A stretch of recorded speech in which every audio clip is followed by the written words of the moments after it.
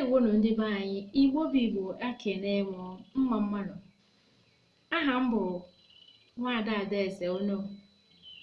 Aha a na-etu m bụ Ada Dịọra Mma.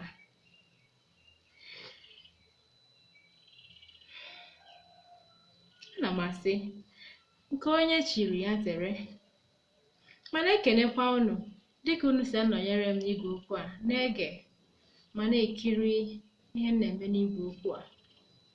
Ihe m ji guzobe igwe okwu mgbasa ozi a bụ na ọ na-amasị m nke ukwuu ịkwalite asụsụ Igbo anyị. Ọ na-amasị m ịkwalite omenala anyị bụ ndị Igbo. Ebe a ka ọ ga-abụ onye ọbụla batara na ya a na-enwe aṅụrị, na-amụtakwa ihe dị mma. Igwe mgbasa ozi a bụ maka mmadụ niile. Ụmụaka ga na-amụta ezigbo ihe na ya, ndị okenye ga na-amụta ezigbo ihe na ya, ụmụ agbọghọbịa na ụmụ okorobịa ga na-amụtakwa ezigbo ihe na ya.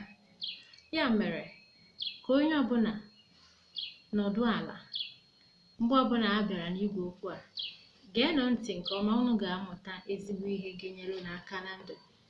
Anyị ga na-eleba anya n'omenala dị iche iche anyị bụ ndị Igbo na-eme.